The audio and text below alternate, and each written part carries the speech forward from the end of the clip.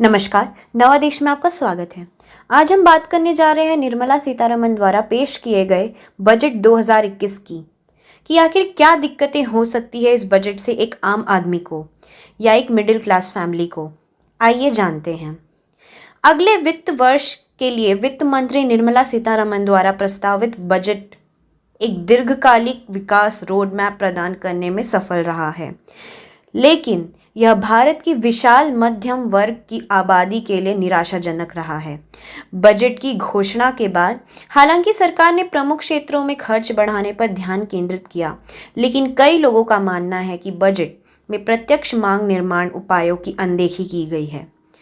भारत के मध्यम वर्ग के एक बड़े वर्ग को लगता है कि बजट में उनके लिए इसमें कुछ भी नहीं है। तो आइए जानते हैं भारत के मध्यम वर्ग की क्या समस्याएं हैं। पहली समस्या, कोई आयकर राहत नहीं। शुरुआत के लिए बजट ने छोटे करदाताओं को कोई आयकर राहत नहीं दी, जो मांग को बढ़ाने का एक तरीका हो सकता था।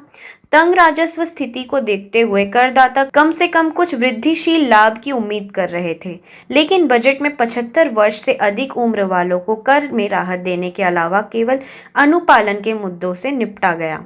हालांकि महामारी ने देश की कामकाजी आबादी को गंभीर रूप से प्रभावित किया है, विशेष रूप से 20 के दशक में लोगों को उनके 50 के दशक के अंत तक भारत की कामकाजी वर्ग की आबादी की मदद के लिए शायद ही कोई कर उपाय घोषित किए गए थे, जो कोरोना वायरस महामारी के कारण बहुत बुरी तरह प्रभावित हुए हैं।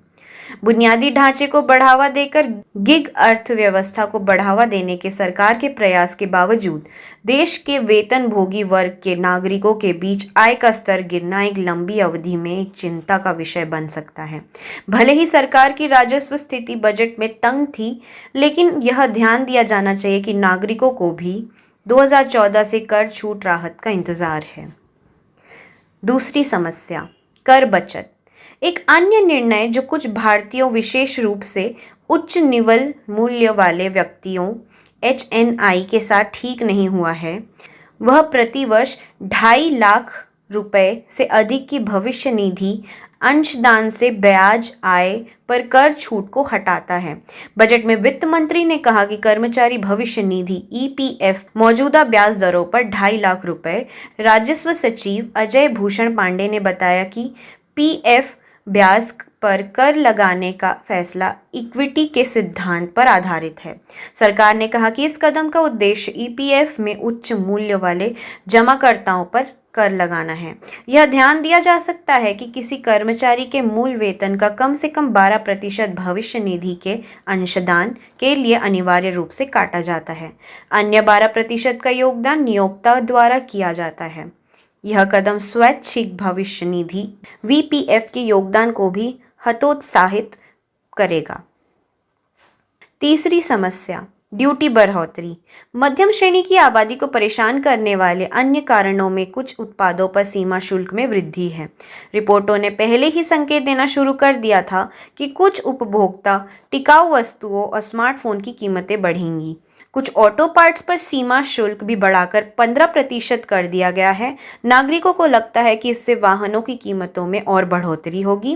पेट्रोल और डीजल पर उच्च करों के संबंध में निराशा की एक सामान्य भावना भी है।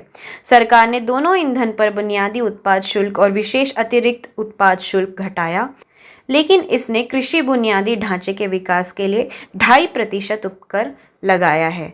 अंतिम परिणाम यह है कि मूल्य समान रहता है। तो ये थी कुछ समस्याएं जो बजट 2021 से आम आदमी को झेलनी पड़ सकती हैं।